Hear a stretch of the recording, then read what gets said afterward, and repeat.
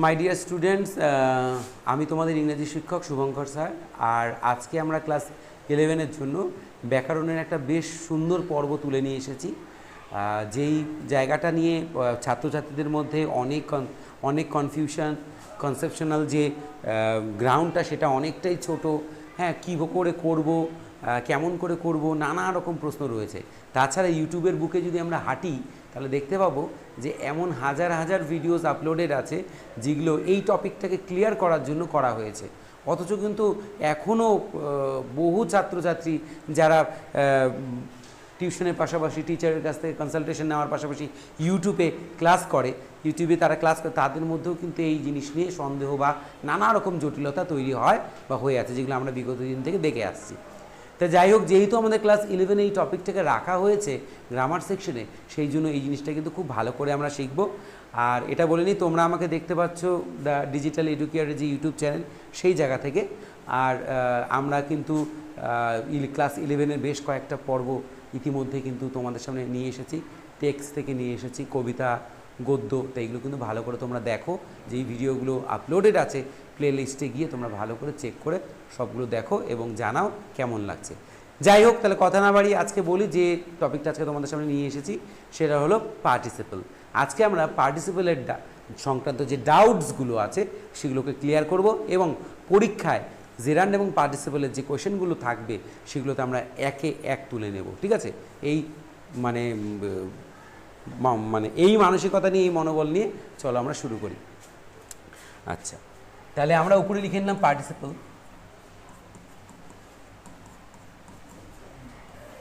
আচ্ছা,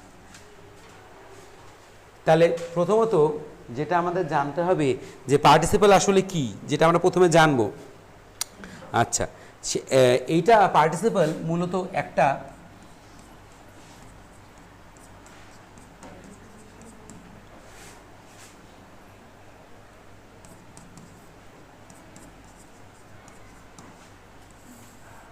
নন finite verb, অর্থাৎ অসমাপিকা ক্রিয়া। পার্টিসিপল আসলে একটা কি? নন ফাইনাইট ভার্ব বা অসমাপিকা ক্রিয়া। অসমাপিকা ক্রিয়া কাকে বলে? অসমাপিকা ক্রিয়া কাকে বলে? যে টেন্স দ্বারা আমরা কিন্তু কি করতে পারবো না, মানে যে ক্রিয়া দ্বারা আমরা কোনো টেন্স নির্ধারণ করতে পারবো না। যে ক্রিয়া দ্বারা আমরা কিন্তু কোন টেন্স সেটা নির্ধারণ করতে পারবো না, এমন ধরনের ভার্বগুলোকেই কিন্তু নন ফাইনাইট ভার্ব বলে। যে ভার্বসগুলো দ্বারা আমরা টেন্স নির্বাচন করতে পারবো না তাকে বলা হয় নন ফাইনাইট ভার্ব। আচ্ছা, তাহলে কি বলছি, যেহেতু একটা শব্দ এখানে তোমাদের জন্য একটা ইন্ডিকেশন রয়েছে, এই শব্দটাকে বোঝো, ভার্ব অর্থাৎ ক্রিয়া। আমরা কি করি? ক্রিয়াকে দেখে আমরা টেন্সটাকে নির্বাচন করি, যে কোন টেন্স সেটা আমরা আইডেন্টিফাই করি। কিন্তু in the case of non finite verb, হ্যাঁ, you are unable to identify the tense. তুমি কিন্তু কখনোই নন ফাইনাইট ভার্বকে বেস করে বা তাকে দেখে টেন্স আইডেন্টিফিকেশন করতে পারবে না। তাহলে দেখো, এই জন্য বলা হয়েছে যে পার্টিসিপলগুলো হচ্ছে আসলে একটা কি? নন ফাইনাইট ভার্ব। এইখানে বলে রাখি, পৃথিবীতে নন ফাইনাইট ভার্বের সংখ্যা হচ্ছে 3টি। কটা? 3টি। একটা হচ্ছে জেরান্ড, GERUND, জেরান্ড, যেটা নিয়ে তোমাদের ক্লাস আসতে চলেছে। জেরান্ড মূলত বাক্যে নাউনের মতন কাজ করে। বাক্যে কিসের মতন কাজ করে? নাউনের মতন। নাউন বাক্যে দুভাবে ইউজ হয়, অ্যাজ এ সাবজেক্ট হিসাবে, অ্যাজ অ্যান অবজেক্ট হিসাবে। তাহলে জেরান্ড বাক্যে দুভাবে ইউজ হয়, অ্যাজ এ সাবজেক্ট হিসাবে, অ্যাজ অ্যান অবজেক্ট হিসাবে। এটাও কিন্তু একটা নন ফাইনাইট ভার্ব। আচ্ছা, তারপরে আছে একটা হচ্ছে কি? তারপরে আছে পার্টিসিপল, যেটা আজকে আমরা করছি।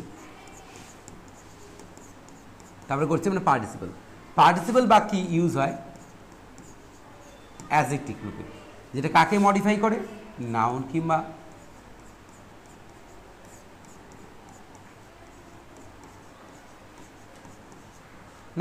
প্রোনাউনকে।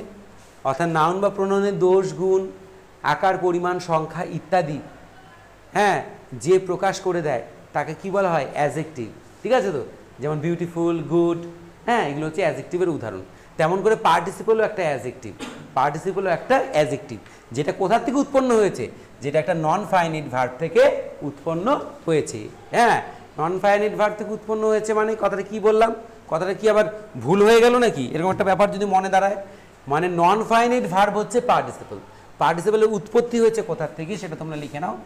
যে কোনো ভার্বের ফার্স্ট ফর্ম তার সাথে আইএনজি যুক্ত করলে সেটা পার্টিসিপল হয়ে থাকে, আবার কখনো কখনো জেরান্ডো হয়ে থাকে, তাই তো। ভার্বের ফার্স্ট ফর্মের সাথে যদি আইএনজি যুক্ত হয় তবে সেটা কি হতে পারে, জেরান্ডো হতে পারে, পার্টিসিপল হতে পারে। তা আজকে আমাদের ক্লাস পার্টিসিপল, তাই আমরা যদি পার্টিসিপল কী কীভাবে হয় সেটা যদি বুঝে নিতে পারি, তাহলে কী কীভাবে হলে জেরান্ড হবে সেটা যখন নেক্সট ক্লাস আসবে সেখানে আমরা বুঝে নেব। আজকের ক্লাসটা কী নিয়ে, পার্টিসিপল নিয়ে। তাহলে এই জিনিসটা কিন্তু আগে ক্লিয়ার হতে হবে যে পার্টিসিপল হচ্ছে মূলত একটা কি, অ্যাডজেক্টিভ। কি একটা অ্যাডজেক্টিভ, যেটা কোথা থেকে তৈরি হয়েছে, ভার্বের ফার্স্ট ফর্মের সাথে আইএনজি যুক্ত করে তৈরি হয়েছে। ইউটিলিটি কি, ব্যবহার কি, ব্যবহার হচ্ছে বাক্যে নাউন বা প্রোনাউনকে কি করে, মডিফাই করে। কি করে, মডিফাই করে, অর্থাৎ মডিফিকেশনের কাজ করে, অর্থাৎ দোষ, গুণ, আকার, পরিমাণ, সংখ্যা, পরিণতি, হ্যাঁ, আয়তন ইত্যাদি বুঝিয়ে দেয়, যাকে আমরা অ্যাডজেক্টিভ বলি। তাহলে পার্টস অফ স্পিচের যে একটা অংশ অ্যাডজেক্টিভ, যা যা করতে পারে পার্টিসিপলও সেম সেম তাই তাই করতে পারে। যেহেতু এটা ভার্বের থেকে উৎপত্তি হয়েছে, যেহেতু এটা ভার্বের থেকে উৎপত্তি হয়েছে, তাই জন্য এর মধ্যে দুটো গুণ বর্তমান। কটা গুণ বর্তমান, দুটো গুণ। এটার মধ্যে দুটো কোয়ালিটি আছে। এটার মধ্যে কটা কোয়ালিটি আছে, এটার মধ্যে কোয়ালিটি আছে দুটো। কি কোয়ালিটি, একে তো এটা একটা ভার্ব, একে তো এটা কি ভার্ব, আর একে তো এটা ভার্ব, সেকেন্ডলি এটা কি আবার, ফার্স্ট অফ অল এটা একটা ভার্ব, সেকেন্ডলি হচ্ছে এটা হচ্ছে অ্যাডজেক্টিভ। সেকেন্ডলি এটা কি, অ্যাডজেক্টিভ। তাহলে পার্টিসিপলের মধ্যে কটা কোয়ালিটি আছে, দুটো। একদিকে এটা ভার্ব, একদিকে এটা অ্যাডজেক্টিভ। এই জন্য এদেরকে কিন্তু ডাবল পার্টস অফ স্পিচও বলা হয়। কি বলা হয়, ডাবল পার্টস অফ স্পিচ। কারণ পার্টস অফ স্পিচে দুটা গুণ বর্তমান, একে তো সে ভার্ব, একে আবার অ্যাডজেক্টিভ, তাই তো। তাহলে এরকম গুণসম্পন্ন V1 মানে ভার্বের প্রথম রূপের সাথে আইএনজি যুক্ত হয়ে যখন নাউন বা প্রোনাউনের দোষ, গুণ, আকার, পরিমাণ, সংখ্যা, পরিণতি ইত্যাদি ব্যক্ত করে দেয়, তাকে মডিফাই করে, তখন তাকে আমরা কি বলি, অ্যাডজেক্টিভ বলি। কি বলি, অ্যাডজেক্টিভ। কিন্তু কি adjective, participle adjective, participle adjective. তাহলে এইবার আজকে যে আমাদের টপিক হচ্ছে কোনটা নিয়ে, পার্টিসিপল নিয়ে। আজকে আমাদের টপিক কি, পার্টিসিপল নিয়ে। কি জানলাম, আবারও বলছি, রিক্যাপ। কি জানলাম, পার্টিসিপল হচ্ছে একটা নন ফাইনাইট ভার্ব। কি ভার্ব, নন ফাইনাইট ভার্ব। পৃথিবীতে নন ফাইনাইট ভার্বের সংখ্যা কটা, তিনটা। জেরান্ড, পার্টিসিপল, আরেকটা আমরা লিখিনি, এখন লিখব,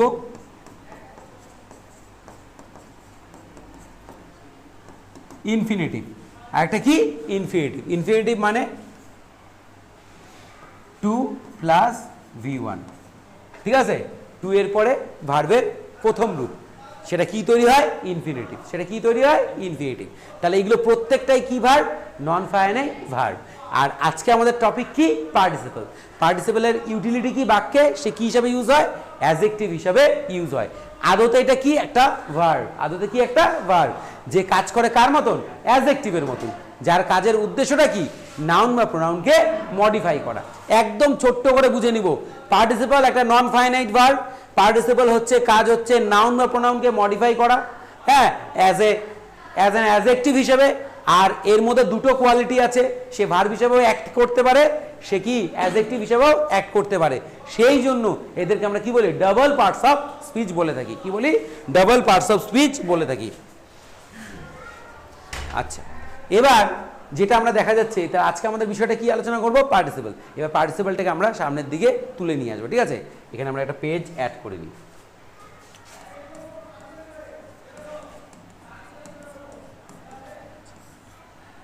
পার্টিসিপল হতে পারে তিন রকমের। পার্টিসিপল আবার কয় রকমের হতে পারে, তিন রকমের। পার্টিসিপল কয় ধরনের হতে পারে, তিন ধরনের। আমরা এই ধরনগুলো এবার দেখে নিব। পার্টিসিপল তিন ধরনের হতে পারে। একটা হতে পারে present participle, PRESENT, present participle. Participle, present participle কোন জিনিসটা, প্রেজেন্ট পার্টিসিপল হচ্ছে ভার্বের ফার্স্ট ফর্ম তার সাথে আইএনজি, তাই কি পার্টিসিপল বলে, প্রেজেন্ট পার্টিসিপল বলে, ঠিক আছে। আচ্ছা, সেকেন্ডলি যেটা হচ্ছে পাস্ট পার্টিসিপল।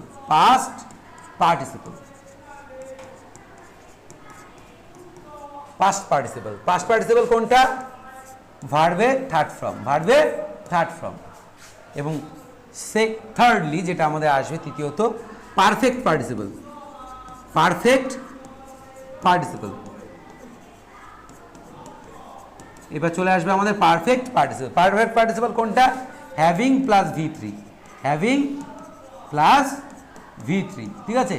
এগুলো প্রত্যেকটা হচ্ছে পার্টিসিপল, প্রত্যেকটা কি হলো? পার্টিসিপল, ঠিক আছে? প্রত্যেকটা হলো পার্টিসিপল। তাহলে দেখো প্রেজেন্ট পার্টিসিপল, পাস্ট পার্টিসিপল আর পারফেক্ট পার্টিসিপল। পার্টিসিপলের কটা ভাগ? তিনটে, প্রেজেন্ট পার্টিসিপল, পাস্ট পার্টিসিপল আর পারফেক্ট পার্টিসিপল। এরা বাক্যের মধ্যে কিভাবে কিরকম ভাবে কাজ করে? অ্যাডজেক্টিভের মতো কাজ করে। কিসের মতো কাজ করে? অ্যাডজেক্টিভ। অ্যাডজেক্টিভের কাজ কি? নাউন বা প্রোনাউনকে কি করা? মডিফাই করা। নাউন বা প্রোনাউনকে মডিফাই করা, যেগুলো আমি কিন্তু বারবার আগের থেকে বলে আছি, নাউন বা প্রোনাউনকে মডিফাই করা। তাহলে আজকে আমরা এই ক্লাসে পার্টিসিপল নিয়ে যে সন্দেহগুলো আছে সেগুলো দূর করার যে সংকল্প নিয়েছি বা যে চেষ্টা নিয়েছি তাকে কিন্তু সার্থক করে তুলবই। তাহলে সেই ক্ষেত্রে বলতে পারি কি, আবারও একটা বলে দিচ্ছি, রিপিটেশন কি, পার্টিসিপল হচ্ছে একটা নন ফাইনাইট ভার্ব, ঠিক আছে, যেটা বাক্যের মতো কার মতন কাজ করে? অ্যাডজেক্টিভের মতো কাজ করে। পার্টিসিপলের তিনটি রূপ, একটা প্রেজেন্ট পার্টিসিপল, একটা পাস্ট পার্টিসিপল, একটা পারফেক্ট পার্টিসিপল। অলরেডি উইদিন ব্র্যাকেটসের মধ্যে আমরা কিন্তু তাদের রূপগুলো কিরকম হতে পারে তা দেখিয়ে নিয়েছি। যখন ভার্বের ফার্স্ট ফর্মের সাথে আইএনজি অ্যাড হবে তখন কি হবে? সেটা প্রেজেন্ট পার্টিসিপল। যখন ভার্বের থার্ড ফর্ম মানে ডু, ডিড, ডান, ঠিক আছে, গো, ওয়েন্ট, গন, ব্রেক, ব্রোক, ব্রোকেন, থার্ড ফর্মটাকে আমরা ইউজ করব কি হিসাবে? অ্যাজ অ্যান অ্যাডজেক্টিভ হিসাবে, before noun or pronoun or after noun or pronoun, as a pre-modifier or post-modifier যখন ইউজ করব তখন তাকে বলবো কি? past participle। আর having plus V3 যখন আমরা সেন্টেন্সে ইউজ করব কোনো নাউনকে বা প্রোনাউনকে মডিফাই করার জন্য, বিশেষিত করার জন্য, তখন আমরা তাকে কি বলবো?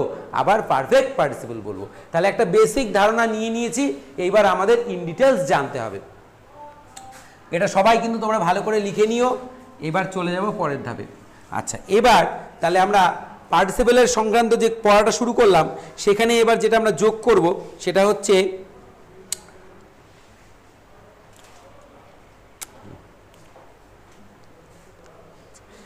আচ্ছা, এবার আমরা এই যে তিনটা লিখেছি, present participle, past participle, perfect participle, এটা তিনটে উদাহরণ দিয়ে একটু বোঝার চেষ্টা করব, ঠিক আছে?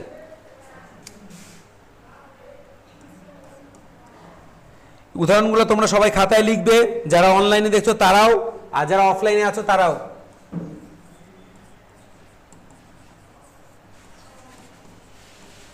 একটা খুব পরিচিত তোমার কথা, যেটা আমাদের টিচাররাও আমাদেরকে শেখানোর সময় দেখিয়েছিল।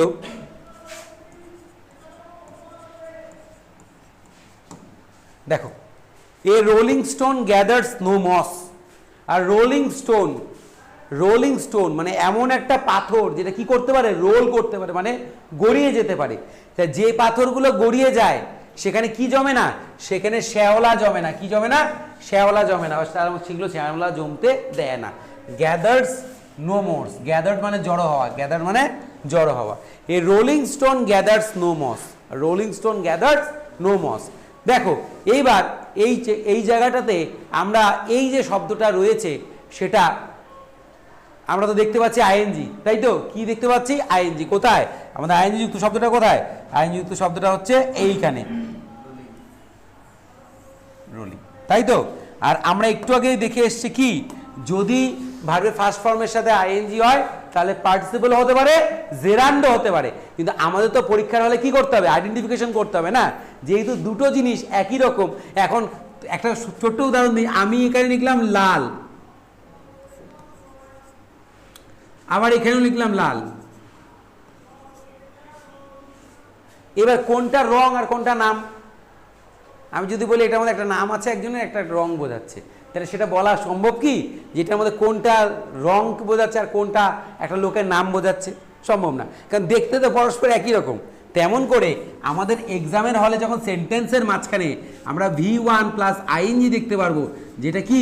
প্রেজেন্ট পার্টিসিপল, যেটা কি? Present participle. আবার V1 প্লাস আইএনজি দেখতে পারবো, যেটা কি? জেরান্ড, যেটা কি? জেরান্ড। তাহলে বলো কনফিউশন তৈরি হবে কি না? কারণ দুটার কনস্ট্রাকশন তো এক, যেমন এটা জেরান্ড না পার্টিসিপল, এটা যদি আমরা বের করতে না পারি তাহলেই তো সমস্যা হয়ে যাবে, তাহলে তো সমস্যা হয়ে যাবে যে এটা কোনটা জেরান্ড। আর আমাদের পরীক্ষায় তো কী দেওয়া থাকবে, মানে অপশনস গিভেন থাকবে, তাই তো, যে কোনটা সঠিক উত্তর সেটাকে বেছে নাও।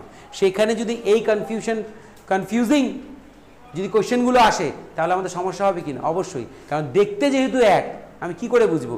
আমরা অনেক সময় ওই সিনেমাতে দেখি যে ওই শত্রুটা হয়তো দুটো রূপ নিয়ে দাঁড়িয়ে আছে, একটা তার আসল রূপ, একটা হচ্ছে তার নকল রূপ, তাই তো, একটা তার হচ্ছে কি, একটা তার আর্টিফিশিয়াল রূপ, একটা হচ্ছে রিয়েল রূপ।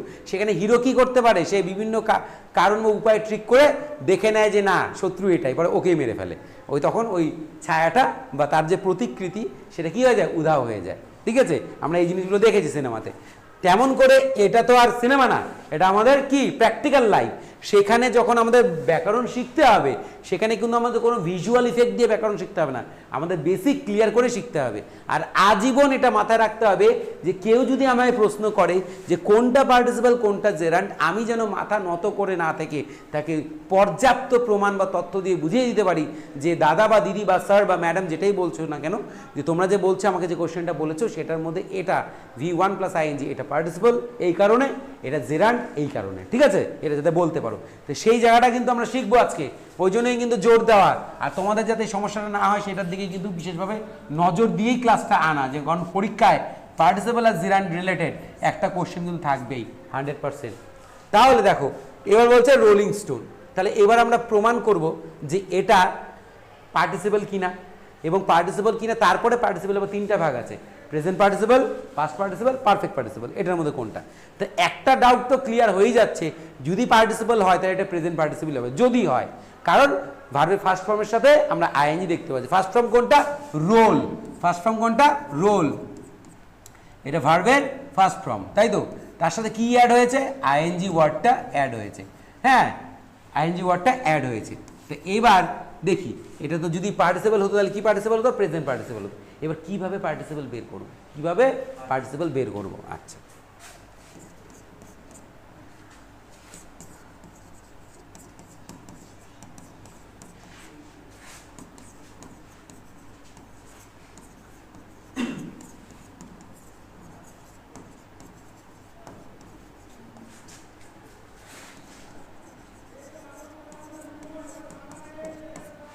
পার্টিসিপলকে আইডেন্টিফাই করার পদ্ধতি, পার্টিসিপলকে আইডেন্টিফাই করার পদ্ধতি। আচ্ছা পদ্ধতিটা তোমরা এইভাবে লিখবে,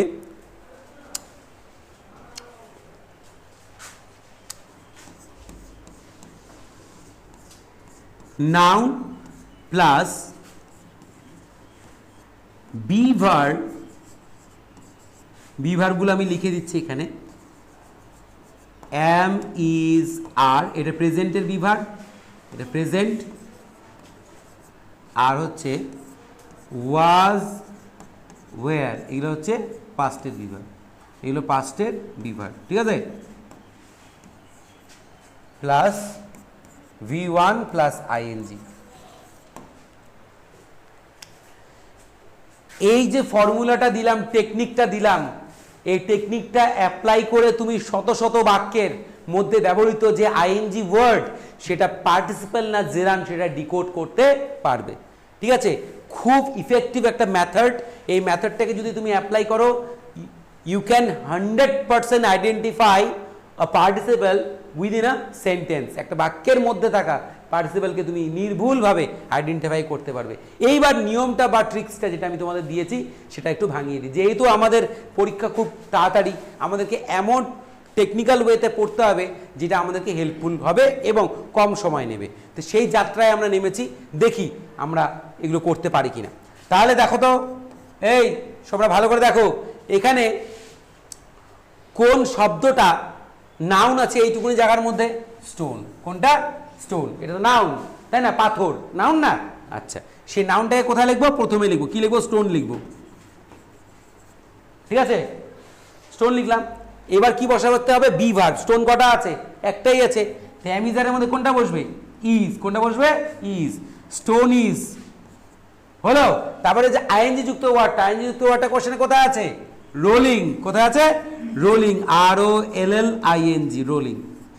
আচ্ছা এইবার লেখার পরে দেখো তো এই লাইনটা যেটা তৈরি করলে তুমি ফর্মুলাটা ইউজ করে সেটা অর্থ প্রকাশ করলো কিনা। স্টোন ইজ রোলিং, পাথরটি ঘুরছে, হ্যাঁ অর্থ প্রকাশ করেছে, বুঝতে পারলো তো, অর্থ প্রকাশ করেছে। Stone is rolling, stone is rolling, পাথরটা ঘুরছে। দ্য বার্ড ইজ ফ্লাইং, পাখিটা উড়ছে। ঠিক আছে, তো মনে রাখবা বি ভার্ব দিয়ে যদি এই আইএনজি যুক্ত শব্দটা বি ভার্বের পরে লিখে আর আইএনজি যুক্ত শব্দটার পরে যে থাকা নাউনটা আগে বসিয়ে যদি অর্থ উপায় বের হয়, অর্থ বের হয়, তখন সেটা প্রেজেন্ট পার্টিসিপল।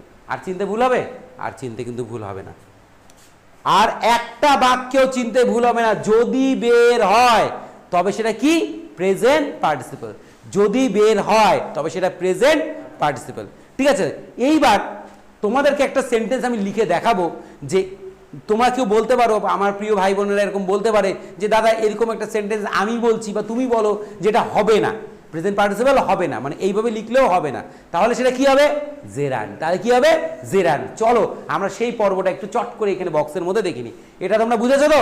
ঠিক আছে, তোমরা কি করবে, পরীক্ষায় যখন কোনো আইএনজি যুক্ত শব্দ দেখবে সেই আইএনজি যুক্ত শব্দটা রাখবে পরে, আইএনজি যুক্ত শব্দের পরে যে নাউনটা থাকবে সেই নাউনটাকে লিখবে সবার বাক্যের শুরুতে। নাউন অনুযায়ী তোমরা কি করবে? বি ভার্ব বসাবে। বাক্যটা যদি প্রেজেন্টে থাকে তা বি ভার্বের প্রেজেন্ট ফর্ম এমিজার বসবে। বাক্যটা যদি পাস্ট টেন্সে থাকে তাহলে বি ভার্বের পাস্ট টেন্সগুলো বসবে। আমি লিখে দিয়েছি। বসানোর পর ওই সামনে নাউনটা বসিয়ে বি ভার্বটা বসিয়ে তারপরে আইএনজি যুক্ত বাক্যটা লিখে সমান সমান দিয়ে যদি তুমি বাংলা সেন্টেন্সটাকে পড়ে যদি তোমার বাংলা দাঁড়ায় যায়, বাংলাটা যদি রেডি হয়ে যায়, তাহলে সেটা কি? Present participle. তাহলে কি সেটা? Present participle. এবার দেখো আমি একটা উদাহরণ লিখছি। লিখলাম একটা শব্দ লিখলাম READING, রিডিং রুম।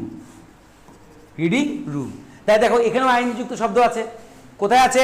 জোরে কোথায় আছে? রিডিং। আর নাউনটা কোথায় আছে? রুম। তাই তো, রুম। নাউন কাকে বলে? যাকে চোখে দেখতে পারি, ধরতে পারি, অনুভব করতে পারি, স্পর্শ করতে পারি, তাকে কি বলা হয়? নাউন বলা হয়। আচ্ছা, তাহলে আমি কি করব? ফর্মুলাটা অ্যাপ্লাই করি। নাউনটাকে প্রথমে নিয়ে আসি, কি লিখবো? রুম। অর্থ দেখতে হবে, অর্থ তৈরি হচ্ছে নাকি, মিনিংফুল সেন্টেন্স হচ্ছে কিনা সেটা লক্ষ্য করতে হবে। রুম। এবার কি করবো? আমি বি ভার্বটা বসিয়ে দিই, কি রুম একটাই আছে, ইজ লিখি, তাই তো।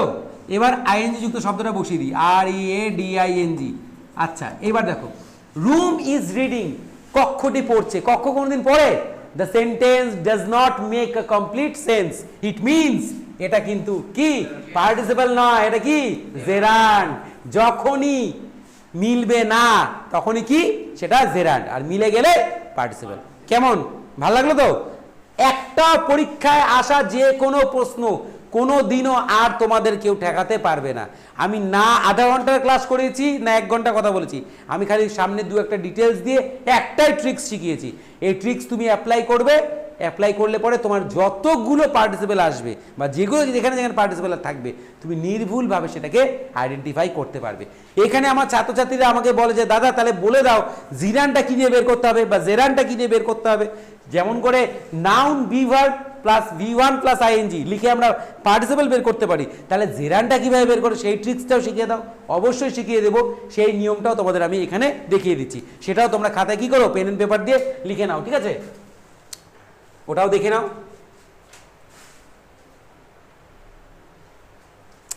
আচ্ছা, কি ট্রিক্সটা? জেরানকে কিভাবে আইডেন্টিফাই করব? জেরানকে আইডেন্টিফাই করব হচ্ছে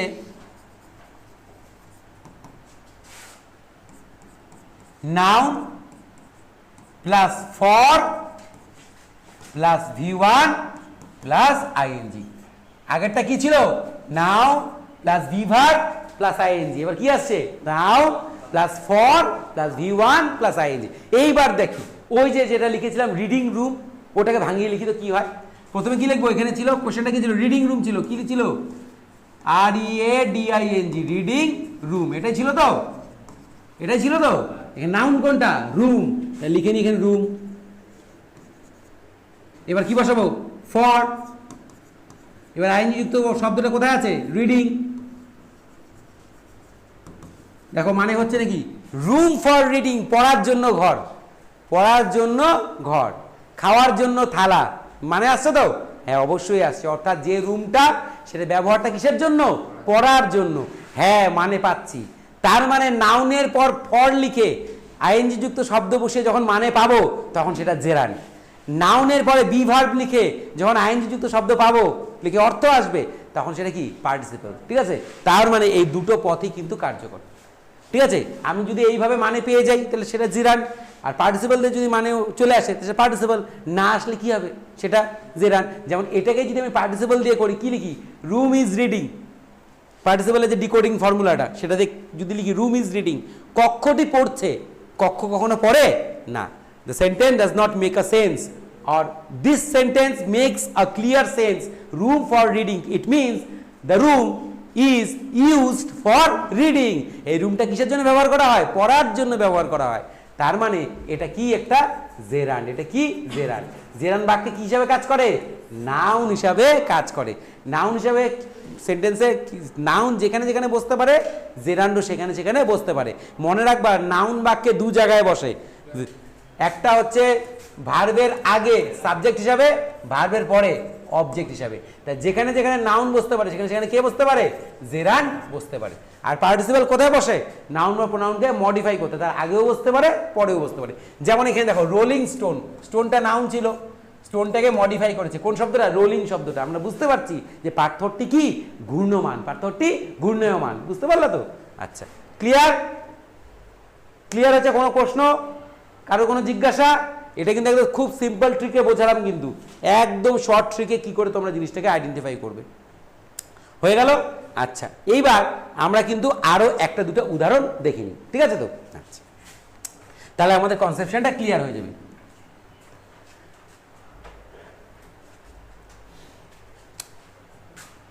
লেখা আছে দ্য MOVING মুভিং ফ্যান। কি লেখা আছে, the moving fan. The moving fan কি লেখা আছে, দ্য মুভিং ফ্যান, ঘূর্ণমান পাখা। এই যে গরমকাল আমাদের মাথার উপরে পাখা চলছে, বন বন বন বন করে পাখাটা চলছে। এবার পাখাটার সামনে আমরা কি বলছি, পাখাটা ঘুরছে, পাখাটা ঘুরছে। এবার যদি বলি যে ঘূর্ণীয়মান পাখা, ঘূর্ণীয়মান পাখা, তাহলে ঘূর্ণীয়মান শব্দটা পার্টিসিপল মানে অ্যাডজেক্টিভ হচ্ছে না জেরান্ড না নাউন হচ্ছে, সেটা বুঝতে হবে আমাকে। দেখি কি আছে। তাহলে ফর্মুলাটা কি, আমি কি করব, প্রথমে কি করব, একটা ফর্মুলা ইউজ করি, noun plus be verb plus V1 plus ING, এই ফর্মুলাটা অ্যাপ্লাই করে দেখি আগে। তাহলে নাউন কোথায় আছে, ফ্যান, বি ভার্ব কি ইজ, তারপরে মুভিং, ফ্যানটি ঘুরছে। হ্যাঁ, মানে তৈরি হলো তো, দ্য ফ্যান ইজ মুভিং, ফ্যানটা কি করছে, ঘুরছে, মানেটা তৈরি হয়। তার মানে কি, এটা পার্টিসিপল। আচ্ছা, জেরান্ড কিনা দেখি তো, জেরান্ড কিনা দেখি তো। জেরান্ড হলে জেরান্ডের ফর্মুলাটা কি, জেরান্ডের ফর্মুলাটা কি, এটা হচ্ছে পার্টিসিপলের ফর্মুলা। জেরান্ডের ফর্মুলাটা কি, নাউন, তারপরে ফর গুড, তারপর V1 প্লাস আইএনজি। সারা জীবনও যাতে না বলিস, কোনো দিনও যাতে না বলা হয় এই কথা। তারপরে কি নাউন করা ছিল, ফ্যান, দ্য ফ্যান লিখি, ঠিক আছে। তারপরে কি, ফর, তারপরে মুভিং, তাই তো? দেখ মানে আসেনি, দ্য ফ্যান ফর মুভিং, ঘোরার জন্য ফ্যান, এটা মানে আসছে না, ঘোরার জন্য ফ্যান মানে আসছে না, কিন্তু এটা মানে এসছে দ্য ফ্যান ইজ মুভিং, যে পাখাটি ঘুরছে। তাহলে যেটা মানে আসলো, যখন বি ভার্ব দিয়ে অ্যাপ্লাই হয় মানে আসলো, তখন সেটা কি বলবো, পার্টিসিপল। তখন কি করব, পার্টিসিপল। কি পার্টিসিপল, প্রেজেন্ট পার্টিসিপল। কি পার্টিসিপল, প্রেজেন্ট পার্টিসিপল হয়ে গেল। আর এটা মানে আসলো না, তার মানে কি, এটা জেরান্ড নয়, এটা জেরান্ড নয়, এটা জেরান্ড নয়, এটা কি, পার্টিসিপল। তাহলে এইবার থেকে যদি কোনো কোশ্চেন ইউজ হয় তাহলে সেটা কি বুঝতে আমাদের সমস্যা হবে, এক ফোঁটাও সমস্যা হবে না। অবশ্যই বাড়িতে ভালো করে একটু পড়তে হবে। হ্যাঁ, আচ্ছা, এরপরে তোদের আরেকটা জিনিস বলে নিই, একটা সামান্য জিনিস বলবো, এর সাথে যুক্ত করতে হবে তোদেরকে জিনিসটা শেখার জন্য।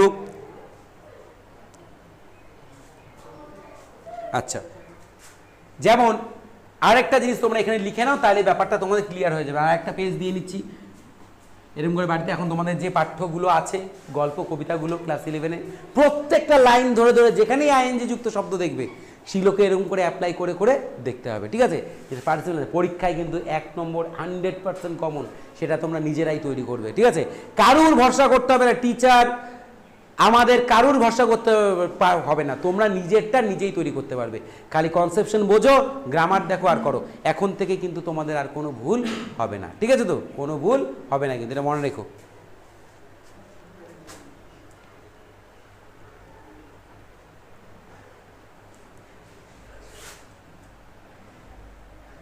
দেখো বলছে এইভাবে লিখো, ভার্বের পর ইট বসিয়ে অর্থ মিললে, অর্থ যদি পাওয়া যায় তবে সেটা কি হবে? Gerund. It, IT, it. Verb এর পর ইট বসিয়ে অর্থ পাওয়া যায় তবে জেরান্ড। আর ভার্ব এর পর ইট বসিয়ে অর্থ পাওয়া না যায় তাহলে সেটা কি? পার্টিসিপল। সেটা কি? Participle.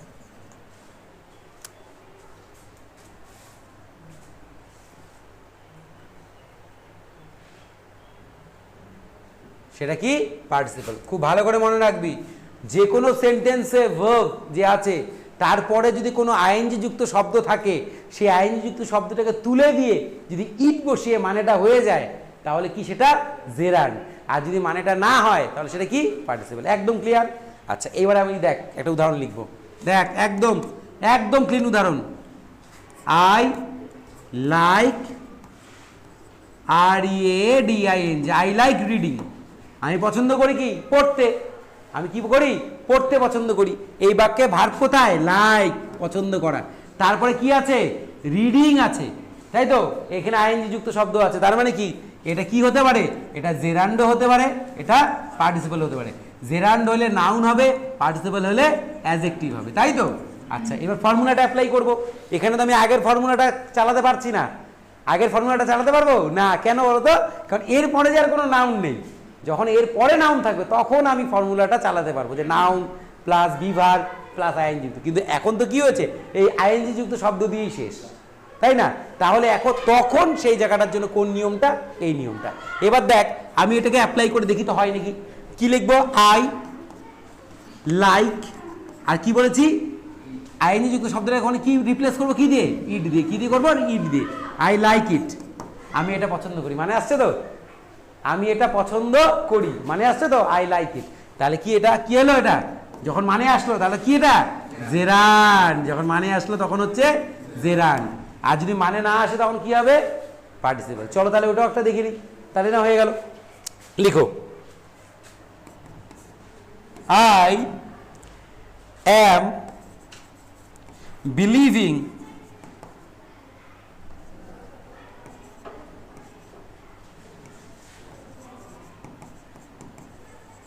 I am believing the news. I am believing the news. I am believing the news. দেখ, I am believing the news. আমি বিশ্বাস করছি কি? খবরটিকে। আমি বিশ্বাস করছি খবরটিকে। এইবার আইএনজি যুক্ত শব্দটা কোথায় আছে? বিলিভিং। এরপরে কিন্তু নাউনও আছে একটা, দ্য নিউজ, তাই না? আগের ফর্মুলা দিয়েও খাটাতে পারবো, এই ফর্মুলা দিয়েও খাটাতে পারবো। দেখি এই ফর্মুলা দিয়ে খাটাই, কি আছে দেখি। তা I am believing the news, তা এখানে আমি যদি এইভাবে লিখি আই অ্যাম বিলিভিংটা উঠিয়ে ইট দ্য নিউজ, এটা কোনো মানে হলো? আমি হই এটা খবরটি, এটা কোনো মানে হলো না। যখনই মানে আসছে না তখন তাহলে কি এটা? কি এটা? পার্টিসিপল। তখন কি এটা? পার্টিসিপল। তার মানে এটা কি দিয়ে মিলবে? ওইটা ওই ফর্মুলাটা দিয়েও মিলবে, কিন্তু noun plus be verb plus V1 plus ING, তাই তো? এটা দিয়েও মিলে যাবে। তাই দেখো একদম ক্লিয়ার হয়ে গেল। এইবার একটা উদাহরণ তোমাদেরকে আমি দিলাম, করো।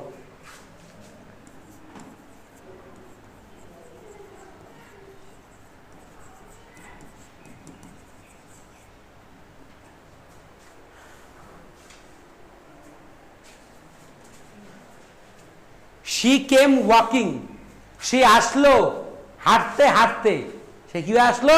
হাঁটতে হাঁটতে। এখানে আইএনজি যুক্ত শব্দটা কোথায় আছে? ওয়াকিং, তাই তো? ওয়াক মানে হাঁটা, হাঁটাহাঁটি করার কাজটার নাম কি? ওয়াকিং। আচ্ছা, এবার দেখো তো, শি কেম ওয়াকিং। সিস্টেমে ফেলো, দেখো কি হয়। সফটওয়্যার ইউজ করো, গ্রামারে সফটওয়্যার ইউজ করো, দেখো কি হয়। মানে হচ্ছে শি কেম ইট। শি মানে সে, কেম মানে এসেছিল, ইট মানে ইহা। প্রত্যেকটা শব্দের বাংলা করবো, তারপরে মানে বলবো। সে এসেছিল ইহা, এটা কোনো মানে হয় না। তাহলে কি এটা? পার্টিসিপল। এটা কি? পার্টিসিপল। গুড, ক্লিয়ার তো? হ্যাঁ, আর কোনো সমস্যা হবে না তো? এইভাবে কিন্তু আমরা পরীক্ষায় পার্টিসিপলগুলো ডিনোট করব, অ্যাট দ্য সেম টাইম জেরানগুলোকেও ডিনোট করব। ঠিক আছে তো? পার্টিসিপলগুলো ডিনোট করব, জেরানগুলোকেও ডিনোট করব। তাহলে দেখো, পার্টিসিপেলের আইডেন্টিফিকেশনের একটা ইউনিক প্রসেস আমি শিখিয়ে দিলাম। হ্যাঁ, আশা করি আগামী দিনে তোমাদের পার্টিসিপলকে ডিকোড করতে বা জেরানকে ডিকোড করতে কোনো রূপ সমস্যা হবে না। তোমরা এইভাবে ভিডিওগুলোকে দেখতে থাকো, আমাদের সাথে থাকো। আর কোথায় তোমাদের ভালো লাগলো, কতটা তাড়াতাড়ি তোমরা শিখতে পারলে, আর এগুলো পড়ে গিয়ে তোমরা অ্যাপ্লাই করতে পারছো কি না, চোখের সামনে থাকা যে কোনো সেন্টেন্স যেটা উঠে আসছে, যেখানে আইএনজি যুক্ত শব্দ আছে, আজকের থেকে শপথ নাও যে প্রত্যেকটা শব্দকে যাচাই করে দেখবে তোমার শিক্ষা দিয়ে যে সেটা জেরান না পার্টিসিপল, সেটা নাউন না অ্যাডজেক্টিভ। তাহলেই তোমার এই শিক্ষা সম্পূর্ণ হবে। পরীক্ষায় একটা কোশ্চেনও তোমাকে আটকাতে পারবে না, শত শত প্রশ্ন তুমি কিন্তু অনায়াসে তার উত্তর করে দিতে পারবে। যাই হোক, এই বলে ক্লাসটা আজকে শেষ করছি। তোমাদের কেমন লাগলো জানিও। আমাদের চ্যানেলটাকে অনেক ভালোবাসা দিচ্ছ, আরও ভালোবাসা দিয়ে যাও, লাইক সাবস্ক্রাইব করো। আর প্রত্যেকটা ভিডিওকে ফার্স্ট টু এন্ড অবধি ভালো করে দেখো, স্কিপ না করে, তাহলে তোমাদের কনসেপশনগুলো ক্লিয়ার হয়ে যাবে। আমার চেষ্টা সবসময় এটাই থাকে যে অল্প সময় তোমাদের মনে থাকা যে ভীতি ব্যাকরণ নিয়ে, যেটা বহুদিন থেকে জমে জমে একটা বড় পাহাড়ের মতন হয়েছে, একটা পুরনো বাড়ির মতন হয়ে দাঁড়িয়েছে, সেটাকে ভেঙে দিয়ে একটা নতুন ভাবে মানসিকতা তৈরি করা, যেখানে তোমরা প্রত্যেকেই গ্রামারকে ভালোবাসবে এবং জীবনের প্রত্যেক জায়গায় গ্রামারের অস্তিত্ব বা গুরুত্বকে প্রাধান্য দেবে, তাকে এগিয়ে নিয়ে চলবে। এই কথা বলে রাখছি আজকের ক্লাস এখানে অবধি থাকলো। পরবর্তী ক্লাস কবে আছে তার জন্য নজর রাখো, চ্যানেলটাকে ফলো করো। Good day to you.